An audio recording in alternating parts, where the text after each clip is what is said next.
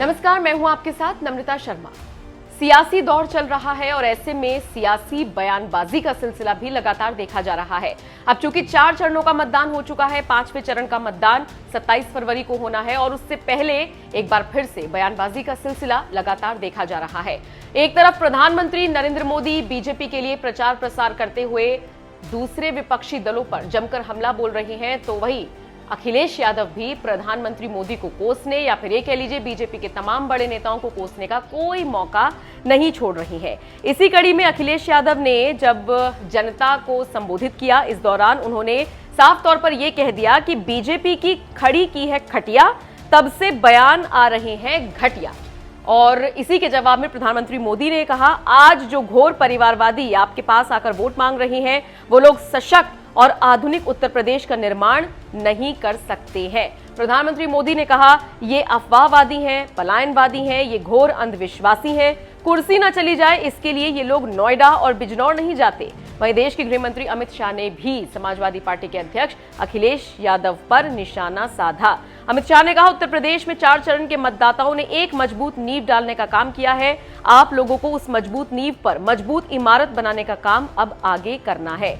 बताते चले, प्रधानमंत्री मोदी प्रयागराज की धरती से अखिलेश यादव पर जमकर गरजे, तो वहीं दूसरी तरफ अखिलेश यादव भी बीजेपी पर और खासकर प्रधानमंत्री मोदी पर तंज कसते हुए नजर आए। प्रयागराज में एक जनसभा को संबोधित करते हुए मोदी ने और क्या कुछ कहा, जरा वो भी सुन लीजिए। 21वीं सदी का यूपी आकांक्षी है, बड़े सपने लेकर आगे बढ़ रहा है। डबल इंजन की सरकार यूपी को विकसित बनाने में दिन रात जुटी है। 21वीं सदी के यूपी की आकांक्षाएं पूरी हो, इसमें नेतृत्व की बहुत बड़ी भूमिका है। आज जो घोर परिवारवादी आपके पास आकर वोट मांग रही हैं, वो लोग सशक्त और आधुनिक उत्तर प्रदेश का निर्माण नहीं कर सकते हैं। भाइयों और बहनों, प्रयागराज की प्रतिष्ठा यहाँ के बुद्धिजीवी लोगों, यहाँ की संस्कृति, साहित्य और कला प्रेम से भी है। आप सभी प्रबुद्ध लोग इस बात से तो परिचित है कि बदली विश्व व्यवस्था में भारत का मजबूत होना कितना जरूरी है। और मजबूत भारत सशक्त उत्तर प्रदेश के बिना संभव ही नहीं है। आज जो घोर परिवारवादी आपके पास आकर वोट मांग रहे हैं, वो कभी सशक्त और आधुनिक उत्तर प्रदेश का निर्माण नहीं कर सकते। क्योंकि ये लोग कैसे हैं?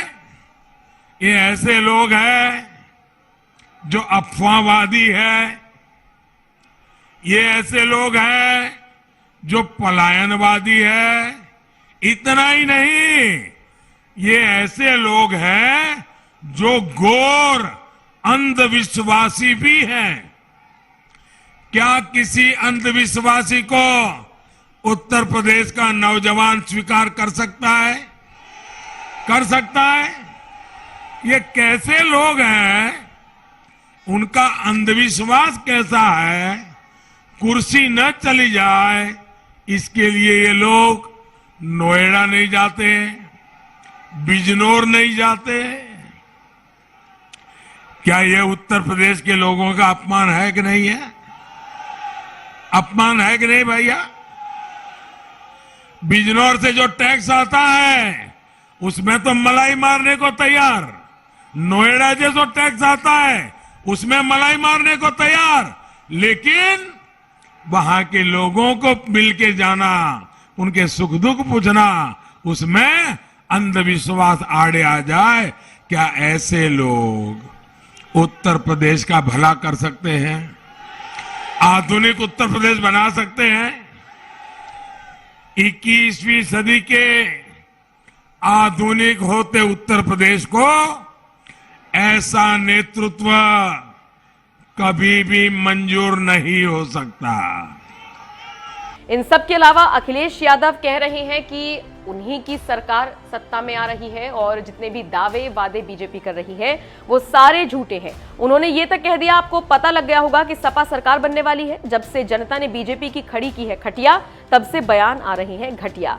आगे उन्होंने कहा, समाजवादी पार्टी की सरकार बनने पर नौजवानों को रोजगार और महिलाओं को 1500 रुपए प्रतिमाह, साल का 18,000 समाजवादी पेंशन दिया जाएगा।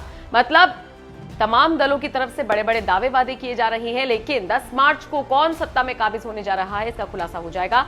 आप बताइए, आप यूपी का मुख्यमंत्री किसे बनते हुए देखना चाहते हैं और इस पूरी खबर को लेकर आप क्या राय रखते हैं?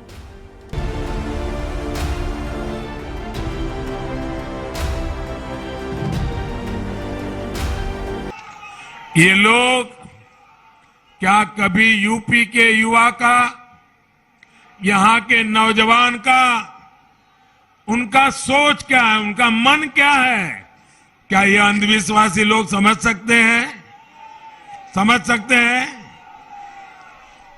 आप मुझे बताइए, जिनकी सोच ऐसी हो वो यूपी को आधुनिक बना पाएंगे? यूपी का भला कर पाएंगे? नौजवानों को समझ पाएंगे?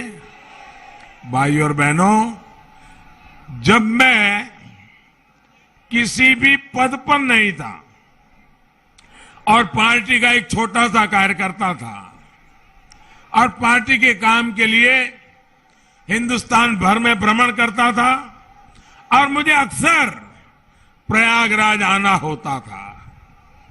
एक तो यहां की यूनिवर्सिटी का गौरव और दूसरा यहां के होनहार छात्र छात्राएं।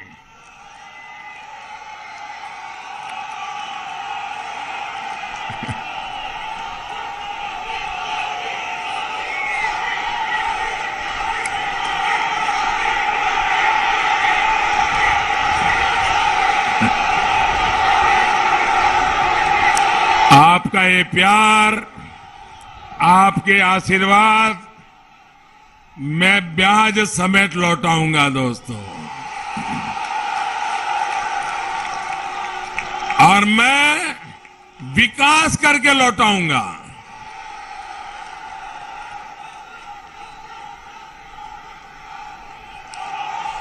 प्रयागराज एक तरह से मेधावी युवाओं का भी संगम है,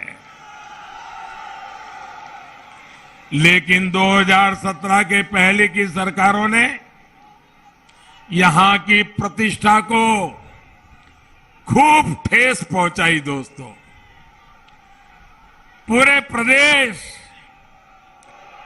पूरे देश से जो युवा यहां आते हैं, उनसे इन गोर परिवारवादियों ने छल किया है, छल किया है।